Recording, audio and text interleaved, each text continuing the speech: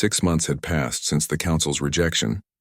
In a hidden laboratory beneath the mountains of Switzerland, Dr. Hana had not slept more than 4 hours a night. Her eyes were red. Her hands shook slightly from too much coffee. But her mind was clearer than ever. The holographic display in front of her showed a star. Not a real one, but a mathematical model. Numbers and equations floated around it like planets in orbit. Beside her, scientist Yuna typed rapidly on 3 keyboards at once. "Run it again," Hana said. The simulation started. The model star burned bright, then began to pulse. Waves of energy rippled out from its surface. The numbers turned green. "It works," Yuna whispered. "The quantum resonance field actually works." Hana allowed herself a small smile. For half a year, they had tested thousands of theories. Most failed. Some exploded spectacularly in simulation, but this one worked. The field creates a harmonic frequency that matches the star's fusion rate, Hana explained. Though Yuna already knew, she needed to hear it out loud to believe it.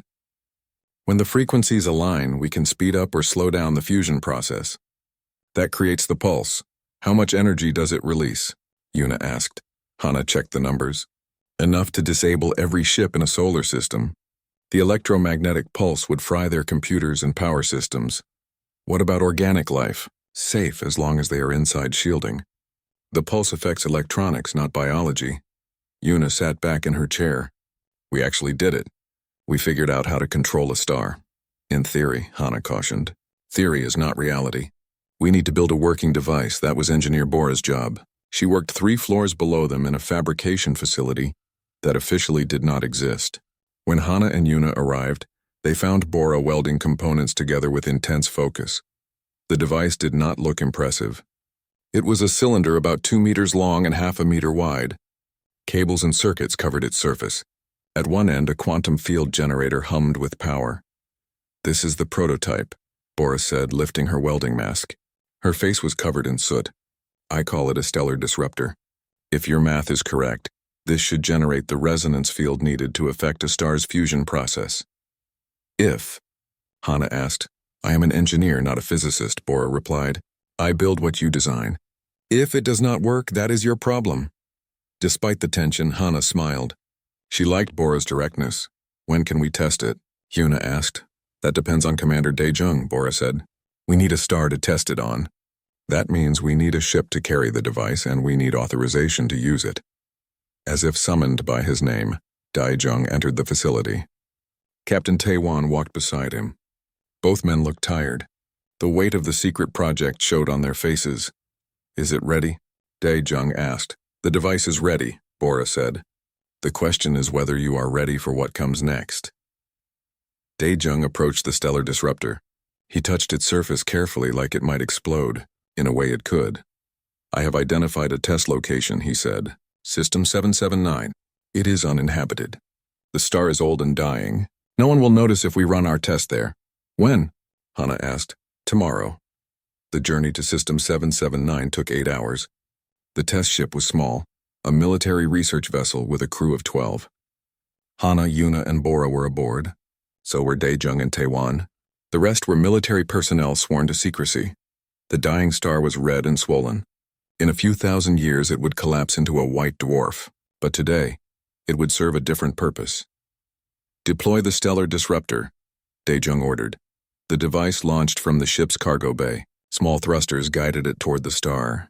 When it was in position, 3 million kilometers from the star's surface, it activated automatically. Nothing happened for 5 seconds. Then 10. Hana held her breath. At 15 seconds, the star pulsed. A wave of light burst from its surface, brighter than anything Hana had seen.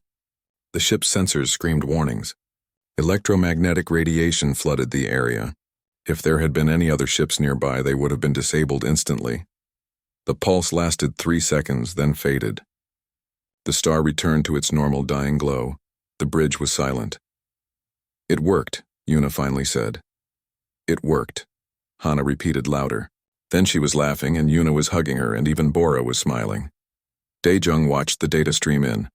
Power readings, radiation levels, electromagnetic pulse strength.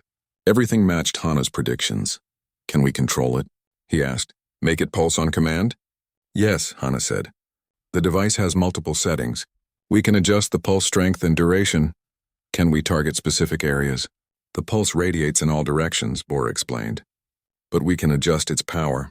A weak pulse might only affect ships within 1,000,000 kilometers. A strong pulse could reach across an entire solar system. Taewon stepped forward. His expression was serious. Commander, we need to talk about what this means. Daejung nodded. They moved to a private cabin. When the door sealed, Taewon spoke bluntly. This is a weapon that could destroy civilizations, he said. If we make this public, every species in the galaxy will either fear us or try to steal the technology. I know, Daejung said. And if we use it, we become the monsters the Council already thinks we are. Maybe, Daejung agreed. Or maybe we become the only ones willing to do what is necessary. Necessary for what? Daejung pulled up a star map. It showed human territory marked in blue. Surrounding it were the territories of dozens of alien species. Most were neutral, but some were not. He highlighted a large section marked in red. The Kreth Empire. They have been expanding for the last century. They claim systems by right of ancient territorial agreements that humans never signed. We know this, Taewon said. 3 months ago, they started surveying systems in human space, Daejung continued. Not near human space, in it. Systems where we have colonies. They are preparing to claim those worlds. The Council will stop them. Will they? Daejung asked. The Kreth are Council members. They have existed for 50,000 years. We have been in space for 200. Who do you think the Council will support? Taewon was quiet. He knew the answer. We developed this technology because we needed to prove our worth, Daejung said. But the galaxy is not going to give us time for a peaceful demonstration. The Kreth are moving. Soon they will claim our colonies. They will displace millions of humans, and the Council will do nothing because we are just mortals. So what do? We prepare, Daejung said. We build more stellar disruptors. We install them in strategic systems. And when the Kreth come, we show them why underestimating mortals is a mistake. Back on Earth, Ambassador Jiwon received an encrypted message. It was from her contacts within the Galactic Union bureaucracy. The message was short. Kreth fleet movements detected. Target human colonies. Estimated arrival 30 days. She immediately forwarded the message to Daejung. 30 days. 1 month before humanity faced its first real test against a galactic power, Jiwon looked out at the Earth below. Billions of people lived normal lives down there. They went to work, raised families, dreamed of the future. They had no idea that in 1 month everything might change. She thought about the Stellar Disruptor project. Daejung had briefed her on it secretly. The technology terrified her. The power to affect stars was the power to destroy worlds. But what choice did they have? The galaxy treated humanity as insignificant. The Kreth were coming to take their homes. The Council would not help. Maybe it was time to show the ancient races that mortals could be dangerous. In the fabrication facility, Bora worked around the clock with her team. They had 30 days to build 12 stellar disruptors, 12 devices that would be installed in 12 human systems. It seemed impossible. But Bora did not believe in impossible. She believed in deadlines and engineering. Double shifts, she ordered her team. We work until this is done. No one complained. They all knew what was at stake. Dr. Hana refined the Stellar Disruptor's programming. She added safety protocols to prevent accidental detonation. She programmed multiple failsafes. The device could not be used unless 3 separate officers authorized it. Scientist Yuna worked on the shielding technology that would protect human ships from their own weapon. It was delicate work. The shields needed to block electromagnetic radiation but allow normal communication and sensors. Admiral Sang-woo mobilized the Earth Defense Fleet. Every ship was checked and repaired. Weapons were tested. Crews were drilled until they could respond to threats in their sleep. Captain Taewon trained ground forces. If the Kreth took any colonies, someone would need to evacuate the civilians. Everywhere, humanity prepared for war. Not because they wanted it, but because the galaxy had left them no choice. On the 28th day, long-range sensors detected the Kreth fleet. 15 capital ships, 40 cruisers, over 100 smaller vessels. They were heading for New Seoul, Earth's largest colony. Daejung stood on the bridge of the flagship Taeguk. Around him, officers worked at their stations. The ship hummed with power. In the cargo bay, a stellar disruptor waited. "All ships report ready," an officer said. "Good," Dae-jung replied. "Send a message to the Kreth fleet. Tell them they are entering human territory without permission. Tell them to turn back." The message was sent. No response came. The Kreth were coming, and humanity was about to show the galaxy something it had never seen. The council chamber floated in the void of space, a massive ring of metal and glass orbiting a dying neutron star. Inside, representatives from 1,000 worlds sat in their designated sections. Some had scales, some had fur, others were pure energy contained in force fields. They had ruled the galaxy for millions of years. Ambassador Ji-won stood alone in the center of the chamber. Her simple black suit looked plain compared to the elaborate robes and armor around her. She held a data pad in her hands. Her heart beat fast, but she kept her face calm. "Honored Council," she said. Her voice echoed through the massive space. "Earth requests equal representation in galactic matters. We have been members of the Galactic Union for 20 years. We pay our taxes. We follow your laws. We deserve a voice." Laughter filled the chamber. It came from dozens of different species, creating a sound like breaking glass mixed with thunder. Velthor rose from his seat. He was the council leader, a being who had lived for 12,000 years. His body looked like flowing silver liquid in a vaguely humanoid shape. When he spoke, his voice was ancient and cold. "Mortals do not get voices in this chamber," he said. "Your entire species lives less than 100 years. What could you possibly understand about decisions that affect millennia? You are children playing with toys you cannot comprehend." More laughter. Ji-won felt her face grow hot, but she stood straight. "Our lifespans do not measure our capability," she said. "We have contributed to galactic science." You have contributed nothing," Velthor interrupted. "Your technology is primitive. Your understanding is shallow. You are brief sparks in the darkness. Here and gone. We do not trust important matters to beings who will be dead before the consequences arrive." A large reptilian delegate stood up. His name was Krath, commander of the Kreth military forces. His species had existed for 50,000 years. "I have ships older than your entire civilization," Krath said. His teeth showed when he spoke. "Why should we listen to mayflies?" The vote came quickly. Earth's petition was denied. The council classified humanity as mortal tier, the lowest rank in galactic society. They could trade. They could travel. But they had no power, no voice, no respect. Ji-won left the chamber with her head high, but inside she felt crushed. 20 years of diplomacy had achieved nothing. Earth remained beneath the notice of the great powers. On Earth, Commander Dae-jung watched the broadcast in his office. He was a tall man with gray starting to show in his dark hair. He had fought in 3 colonial skirmishes and 2 pirate raids. He knew war. He knew tactics. And he knew when humanity was being backed into a corner. His desk screen showed the council's decision. Below it, messages flooded in from Earth's colonies. Anger, fear, frustration. Humanity had reached for the stars only to find themselves labeled as insignificant. Dae-jung turned off the screen. He stood and looked out his window at the Seoul spaceport. Ships came and went carrying goods and people across the solar system. Earth had built all this in less than 2 centuries. What would they build in 2 more? But maybe they would never get the chance. The galaxy's ancient races had made their decision. Mortals did not matter. His communicator buzzed. It was Captain Taewon, his oldest friend. "Did you watch?" Taewon asked. "I did," Dae-jung said. "What do we do?" "I have an idea. Get to the command center. I am calling a meeting." 3 hours later, a small group gathered in a sealed conference room deep under Earth Defense Force headquarters.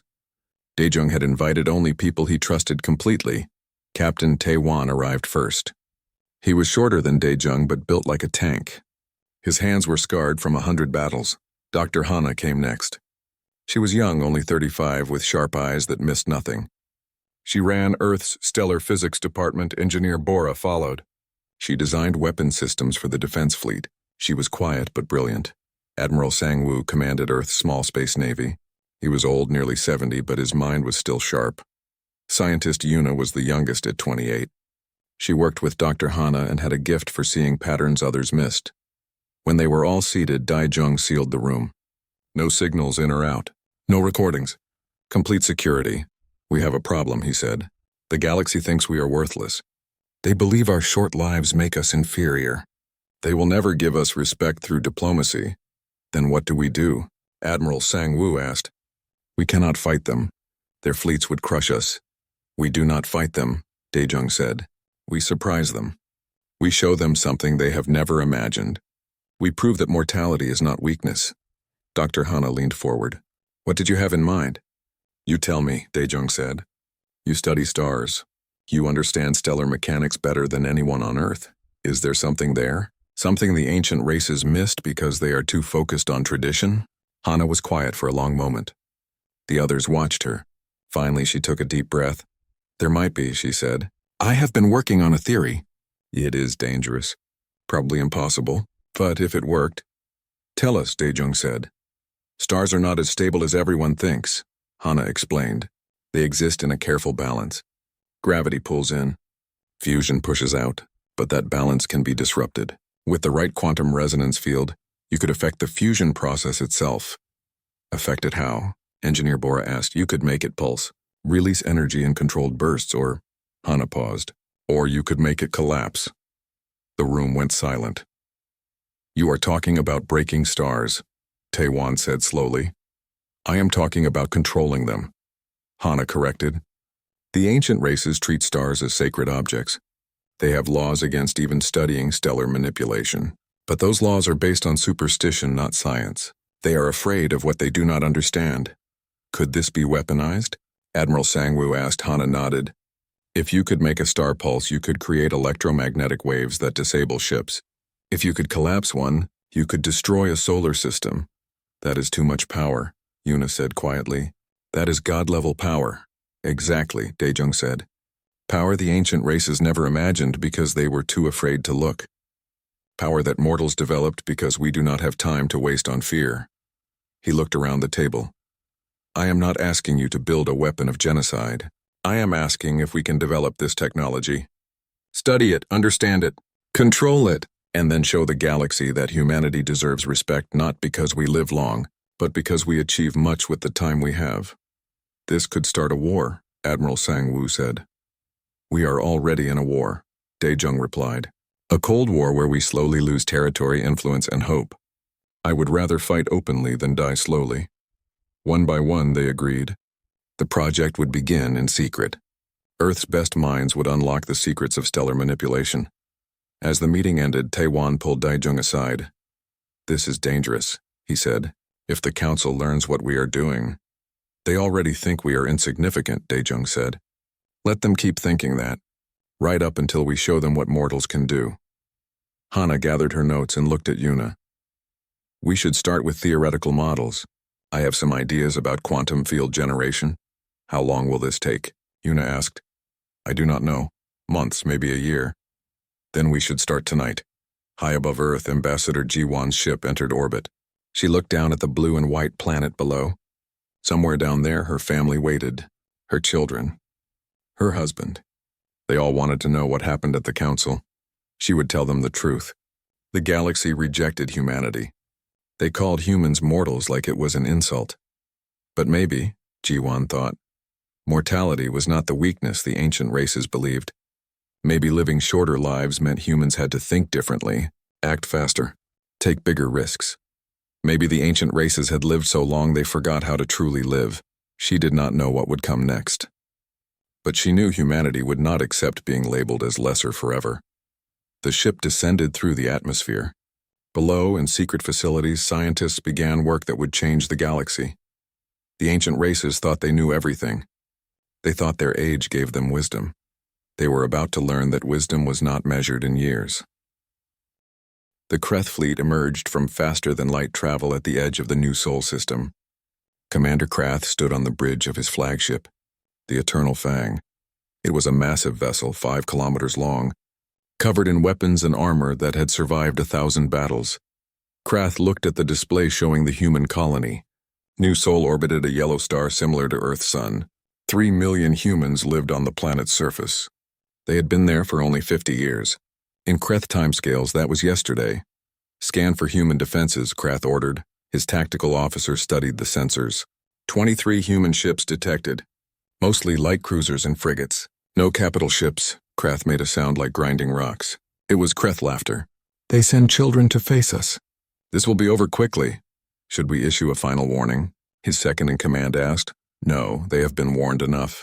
We claim this system under ancient territorial rights.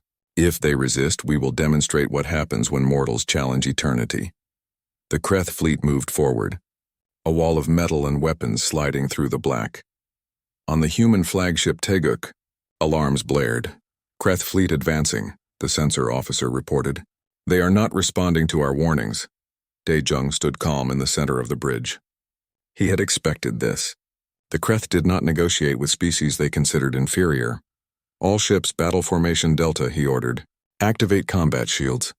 The human fleet spread out in a defensive pattern. They looked tiny compared to the Kreth armada. 23 ships against over 150.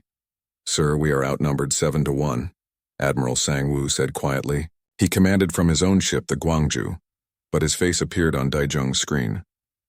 I can count, Dae-jung replied. Proceed as planned. On the planet's surface, Captain Tae-won coordinated the evacuation. Transports lifted off from every city, carrying civilians to underground shelters. There was no time to evacuate everyone off planet. If the battle was lost, these shelters were their only hope. Move faster, Tae-won shouted at a group of soldiers directing civilians. A child was crying, separated from his mother. Tae-won picked up the boy and carried him to the transport himself. We will find your mother. I promise. But privately, Tae-won wondered if any of them would survive the day. In space, the fleets met. The Kreth opened fire first. Plasma cannons lit up the void. Missiles streaked across thousands of kilometers. The humans scattered, using speed and maneuverability to avoid the worst of the barrage. But they could not avoid everything. A human frigate took a direct hit. Its shields failed. The ship broke apart, spilling atmosphere and crew into the vacuum. Return fire, Dae-jung ordered. Human ships struck back with railguns and focused lasers. They scored hits on the Kreth cruisers, but the ancient armor absorbed most of the damage. It was like throwing stones at a fortress. A second human ship exploded, then a third. On the bridge of the Eternal Fang, Krath watched with satisfaction. See how they struggle. Mortals with their crude weapons. They cannot even scratch our hulls. But one of his officers looked confused. Commander, their formation is strange. They are not trying to win. They are trying to delay us. Krath studied the tactical display. The officer was right. The humans were drawing the battle out, sacrificing ships to buy time. What are they waiting for? A brilliant pilot named Hyun flew his fighter through the chaos. His small ship was fast, darting between massive capital ships like a bird among elephants. His job was to protect the larger human vessels. Eagle 2 on your 6, his wingman shouted. Hyun rolled his fighter. A Kreth missile passed so close he could see its surface. He returned fire, destroying the missile before it could hit another human ship. But there were too many enemies. For every missile he stopped, 10 more got through. We are losing, his wingman said. We are buying time, Hyun corrected. Trust the commander. On the Teguk, Dr. Hana monitored the stellar disruptor. The device sat in a special launch bay, armed and ready. Beside her, scientist Yuna watched the stellar data. The star's fusion rate is stable, Yuna reported. Conditions are optimal. How long until we can deploy? Dae-jung asked. We need to clear the area around the target coordinates, Hana said. Too many human ships are too close. The pulse will disable them too. Dae-jung opened a fleet-wide channel. All ships execute retreat pattern Gamma. Fall back to minimum safe distance. The human ships turned and ran. To the Kreth, it looked like a rout. Krath smiled his terrible smile. They flee. Pursue them. Destroy every ship. The Kreth fleet surged forward, excited by the chase. They did not notice the small device that the Teguk launched as it retreated. The stellar disruptor tumbled through space, appearing as nothing more than debris on sensors. Its thrusters were cold. It drifted, seemingly dead. But inside, quantum field generators charged with power. Disruptor deployed, Bora reported from the engineering bay. Activating in 30 seconds. Dae-jung counted down in his head. Around him, his crew watched their screens with held breath. They all knew what was about to happen. They all knew it might not work. If it failed, the human fleet would be destroyed. The Kreth would take New Sol, and humanity's gamble would be over. 20 seconds, Bora said. The Kreth fleet was in perfect position now. clustered together as they pursued the fleeing humans. 10 seconds. Yun pulled his fighter back following the retreat order. He watched the Kreth ships behind him grow larger on his sensors. They were gaining. 5 seconds. In the underground shelters on New Sol, civilians huddled in darkness. Above them, the battle raged. Some prayed. Others held their families. They all wondered if they would see the sun again. Activation. The stellar disruptor fired its quantum resonance field. For a moment, nothing happened. Then the star itself seemed to shudder. The surface of the sun rippled like water. Waves of plasma rose and fell. The fusion at the star's core suddenly accelerated, pushed by quantum forces that should not exist. Energy burst from the star in a massive pulse. Light flooded the system, so bright that even through filtered screens it hurt to look at. The electromagnetic wave expanded at the speed of light, washing over everything in its path. On the Eternal Fang, every system died at once. Lights went out. Computers crashed. Engines failed. Weapons went silent. The massive ship became a tomb of dead metal floating in space. Krath stumbled in the darkness. Emergency lighting flickered on, but it was dim and red. What happened? He roared. "All systems are down," his tactical officer shouted. "Power grid is fried. Backup generators are not responding. It is like we were hit by a massive electromagnetic pulse." From where? The humans did not fire any weapons. But the tactical officer could not answer. His own console was dark. Across the Kreth fleet, the scene repeated. Over 150 ships rendered helpless in an instant. They drifted in space, their crews trapped inside steel coffins. The human ships, protected by Yuna's specialized shielding, maintained power. Their systems flickered but held. Within seconds, they recovered. Daejung looked at the tactical display. Every Kreth ship showed as disabled. "All human ships report status," he ordered. One by one, his ships reported in. Minor system damage. No casualties. They were intact. "Target the disabled Kreth vessels," Daejung said calmly. "Weapons lock only. Do not fire unless I give the order." The human ships turned and approached the helpless Kreth fleet. It was like wolves surrounding fallen prey. On the Eternal Fang, Krath watched through a viewport as human ships surrounded his fleet. He understood now. Somehow, impossibly, the humans had weaponized the star itself. "Mortals," he whispered. "You weaponized a star." Daejung opened a communication channel directly to Krath's ship. He knew the Kreth commander could hear him even if he could not respond. "Commander Krath," Daejung said, "your fleet is disabled. Your ships are defenseless. We could destroy you all right now." He paused, letting that sink in. "But we will not. We did not come here to slaughter anyone. We came to protect our home. You invaded our territory. You ignored our warnings. And now you see what happens when you underestimate mortals." Another pause. "Your ships will recover power in approximately 6 hours. When they do, you will leave this system immediately. If you ever threaten human space again, we will not be so merciful. Do you understand?" Silence from the Kreth fleet, but Daejung knew they heard him. He closed the channel and turned to his crew. "Maintain defensive positions. Monitor the Kreth fleet. If any ship attempts to restore weapons before engines, destroy it." "Yes, sir," his officers replied. In his fighter, Hyun stared at the disabled Kreth fleet. "Did we just win?" he asked his wingman. "I think we did," came the reply. On New Sol, the shelters received word that the battle was over. People emerged into daylight, squinting at the sun that had saved them. Children asked their parents what happened. The adults did not have good answers yet, but Captain Taewon stood on the surface and looked up at the sky. Somewhere up there, beyond the atmosphere, humanity had just changed the rules of the galaxy. Dr. Hana collapsed into a chair, exhausted. "It worked. It actually worked," Yuna hugged her. "You did it!" "We did it." Engineer Bora allowed herself a rare smile. The device performed perfectly.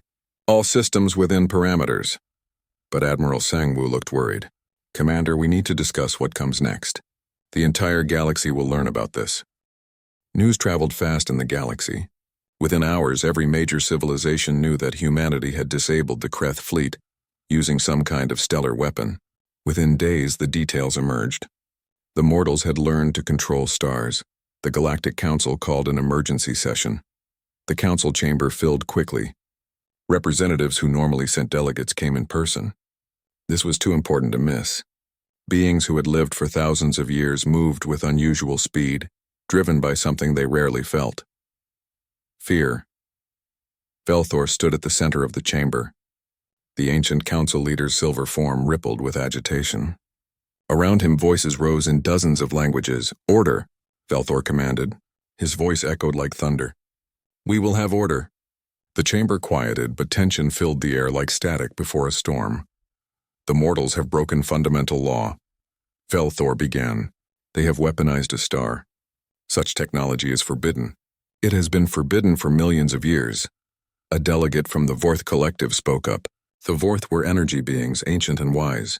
"Forbidden by tradition, not by universal law. The mortals are not bound by our superstitions." "It is not superstition," another delegate shouted. "Stars are the source of life. They are sacred. No species should have the power to destroy them." "The humans did not destroy the star," someone else pointed out. "They manipulated it." "There is a difference. A difference that makes them more dangerous," Velthor said. "If they can control stars, they can hold entire systems hostage. They can destroy planets. They can remake the galaxy according to their will." Ambassador Jiwan entered the chamber. She walked slowly, aware that every eye followed her. Her simple uniform looked plain compared to the elaborate dress of the other delegates. But she held her head high. "Ambassador," Velthor said coldly, "you dare show your face here after what your species has done?" "I am here to explain our actions," Jiwan replied calmly, "and to respond to the Council's concerns." "Concerns? You have violated the most sacred principle of galactic civilization." "We defended ourselves," Jiwan said. "The Kreth invaded our territory. They ignored our warnings. They would have taken our colonies and displaced millions of our people. We asked this council for help. You refused." Velthor's form rippled. "The Kreth have legitimate territorial claims based on ancient agreements. Agreements that humanity never signed," Jiwan countered. "Agreements made before humans even left our planet. You expect us to honor contracts we never negotiated?" "That is irrelevant," Velthor said. "What matters is that you have developed technology that threatens the entire galaxy. This council demands that humanity surrender all stellar manipulation devices immediately." "No," Jiwan said simply. The chamber erupted. Delegates shouted. Some demanded humanity be expelled from the Galactic Union. Others called for military action. Velthor raised his hands for silence. "You refuse a direct order from the Galactic Council?" "I refuse an unjust order," Jiwan replied. "The Council failed to protect us. We protected ourselves. The technology we developed is ours. We will not surrender it." "Then you leave us no choice," Velthor said. "This Council hereby declares humanity to be a threat to galactic security. Economic sanctions will be imposed immediately. All trade with human worlds is forbidden. All treaties are suspended." Jiwan felt her heart sink, but she kept her expression neutral. "If the Council wishes to make humanity an enemy, we will respond accordingly. We also demand full technical specifications of the stellar weapon," Velthor continued. "If you refuse, we will be forced to obtain them by other means." "Is that a threat of war?" Jiwan asked. "It is a statement of necessity," Velthor replied. "Such dangerous technology cannot be left in the hands of mortals.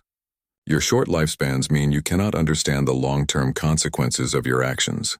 You think only of today, not of the millennia to come." Jiwan stepped forward. "You want to know what mortals think about? I will tell you. We think about our children. We think about the future we will not live to see. Every decision we make is about what we leave behind. You, with your endless lives, can afford to wait, to debate, to delay. We cannot. We must act now because we do not have forever." Some delegates shifted uncomfortably. Jiwan's words struck deeper than they expected. "That is exactly why you cannot be trusted," Velthor said. "Your urgency makes you dangerous. This council gives you 1 week to surrender the stellar technology. If you refuse, a coalition fleet will be sent to Earth to take it by force." The vote came quickly. 80% of the council supported the ultimatum.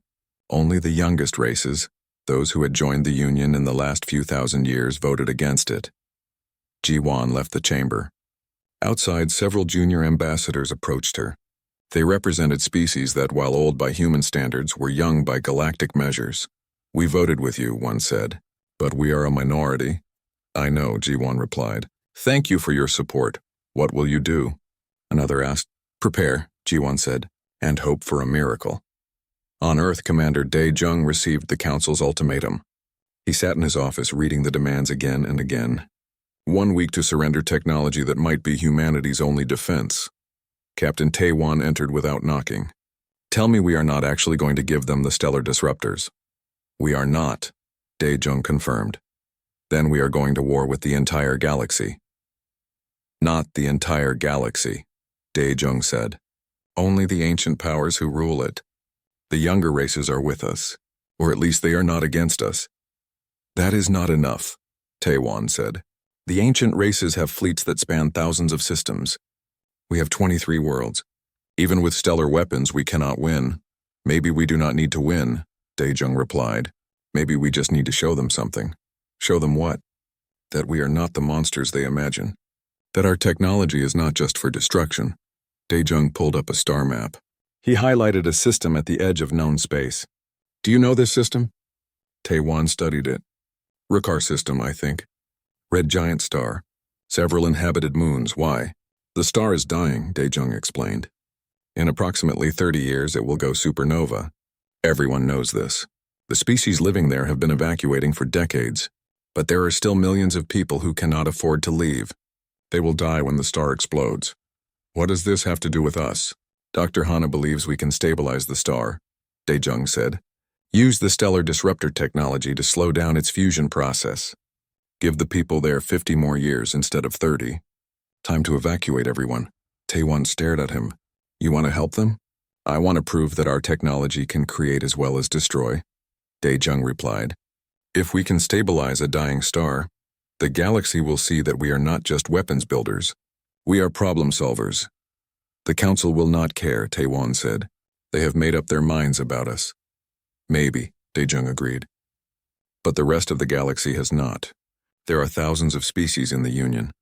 Most of them do not attend council sessions. They do not vote on policy. They just live their lives and trust the ancient races to lead them. If we can show those species that humanity can help them, maybe they will question whether the Council is right to fear us. 3 days later, a human ship arrived at the Rukar system.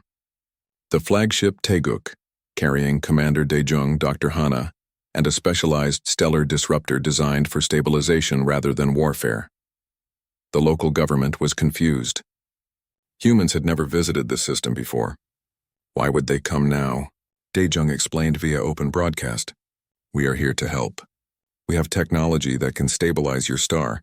Give you more time to evacuate your people. The response was cautious. Why would you help us? Because we can, Dae-jung replied. Is that not reason enough? It took hours of negotiation. The local leaders were suspicious. Humanity was at the center of a galactic crisis. Why would they come here? But finally, desperate and with no other options, they agreed. Dr. Hana deployed the stabilization device. It was larger than the weapons version, covered in additional field generators. Scientist Yuna monitored from the ship. Activating quantum resonance field, Hana said. This will take time. The star is much more unstable than our test cases. The device fired. The star shuddered. For a moment it grew brighter, and everyone watching feared it would explode early, but then it steadied. The wild fluctuations in its corona smoothed out. The fusion rate decreased to sustainable levels. It is working, Yuna reported. The star's collapse has been delayed by approximately 50 years. Maybe more. Cheers erupted from the local population. Millions of people who thought they would die now had hope. They had time. Dae-jung broadcast the results across the galaxy. He included full technical data showing exactly what they had done and how. This is stellar manipulation technology, he said in his broadcast. Yes, it can be a weapon, but it can also save lives. It can give people hope. It can solve problems that the galaxy thought were unsolvable. Humanity offers this technology not as a threat, but as a gift. We will share it with any species who wishes to learn. The broadcast reached every corner of galactic civilization.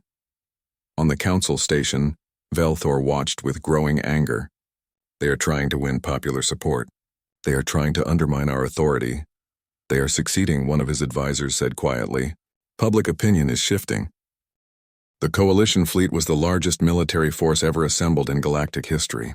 7,000 ships from 20 ancient civilizations. Some vessels were older than human civilization itself.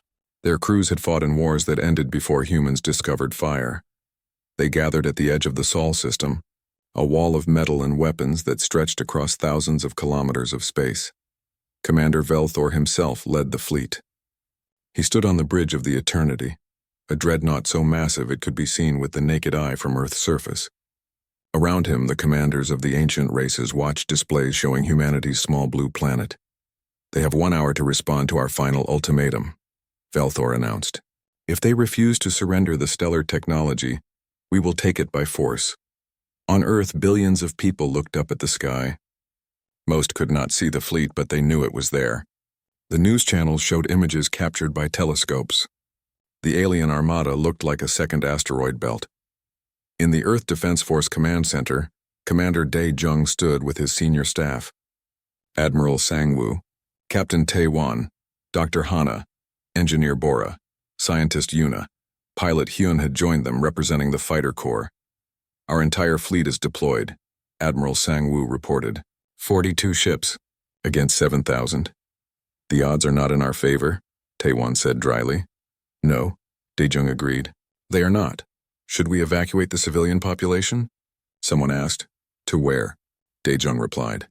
If Earth falls, nowhere in the galaxy will be safe for humans. We make our stand here, his communicator buzzed. It was Ambassador Ji-won, transmitting from the diplomatic station above Earth. Commander, Velthor is demanding to speak with you directly, she said. Put him through, Dae Jung replied. The screen changed. Velthor's liquid silver form appeared, massive and imposing. Mortal, Velthor said. The word was meant as an insult. This is your final chance. Surrender the stellar technology. Submit to Council authority. If you do this, humanity will be allowed to exist under our supervision. Under your control, Dae Jung corrected. Yes, Velthor said simply. You cannot be trusted with such power. Your brief lives mean you lack wisdom. You think only of today, never of tomorrow.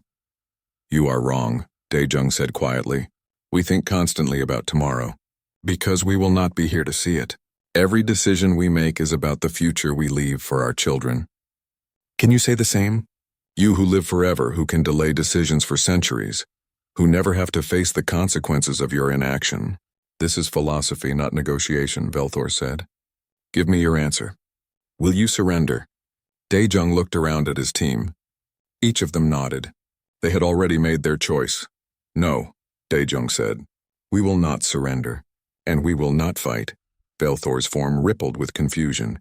What? We will not fight you, Dae Jung repeated. We will not fire a single weapon at your fleet. Instead, we will show you something. Something that might change how you see us. I do not care about demonstrations, Velthor said. You have 1 hour.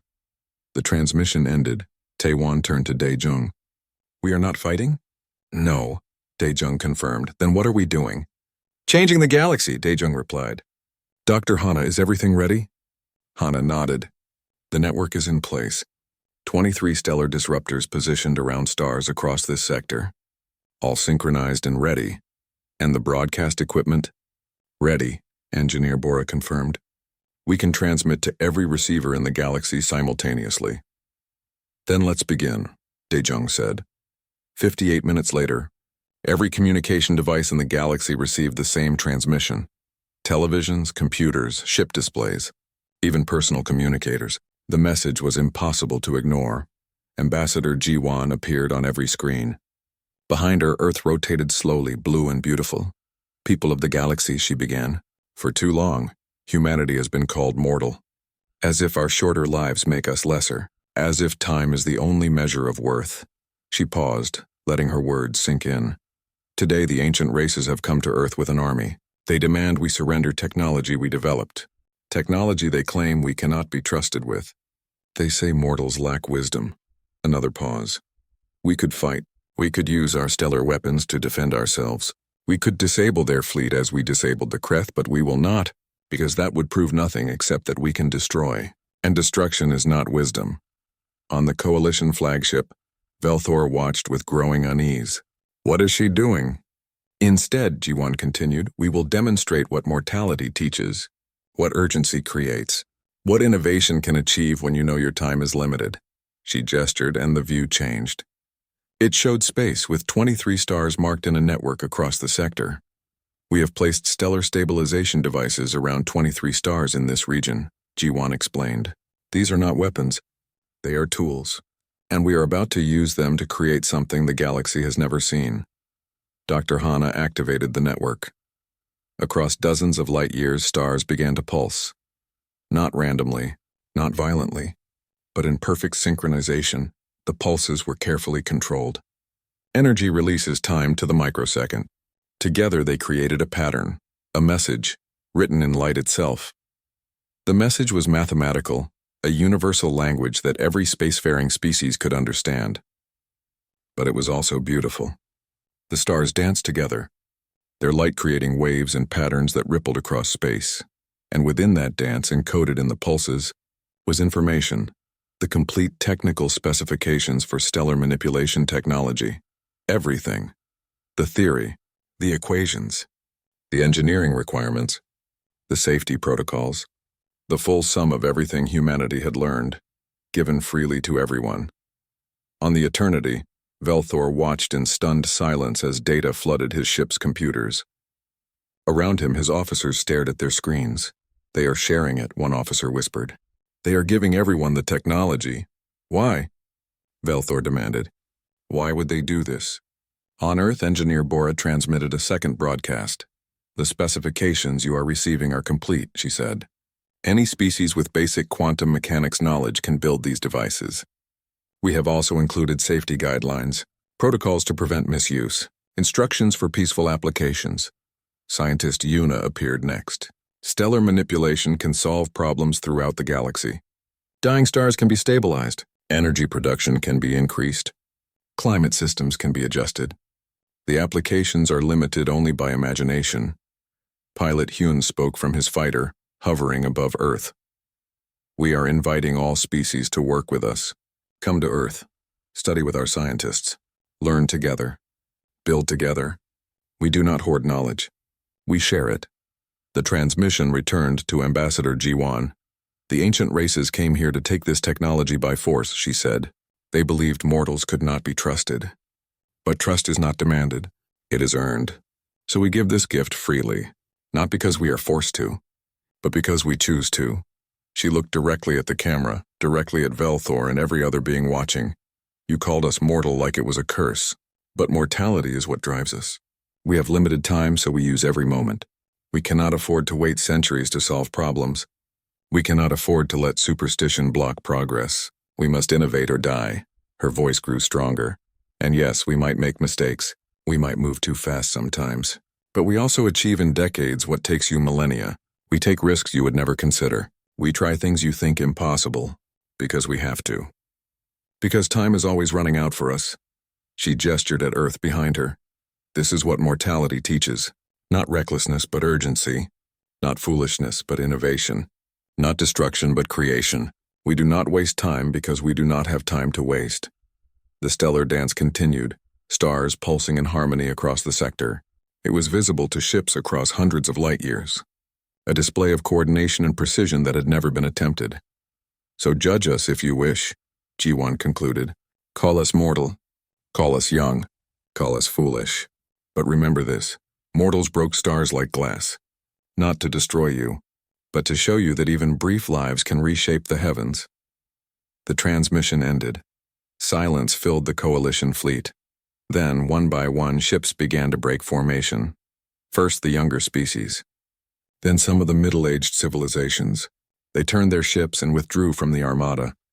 On the Eternity, Velthor's officers reported defections. The Vorth Collective is leaving. The Marath Federation has recalled its ships. The Epsilon Alliance requests permission to dock at Earth. They want to study the technology. Commander, his second officer said quietly. We are losing them. Velthor watched his coalition dissolve. Species that had agreed to enforce the ultimatum were now eager to work with humanity. The display had changed everything, because humanity had not destroyed. They had created, they had not hoarded. They had shared, they had not fought. They had taught, and in doing so, they had proven they were nothing like what the ancient races feared. Former Kreth Commander Krath, who had been held as an observer, approached Velthor. I tried to warn you, Krath said. I spent months as their prisoner. I learned something about mortals. They value progress over preservation, change over stasis. They are dangerous, yes, but not in the way you think. How then? Velthor asked, his form rippling with confusion.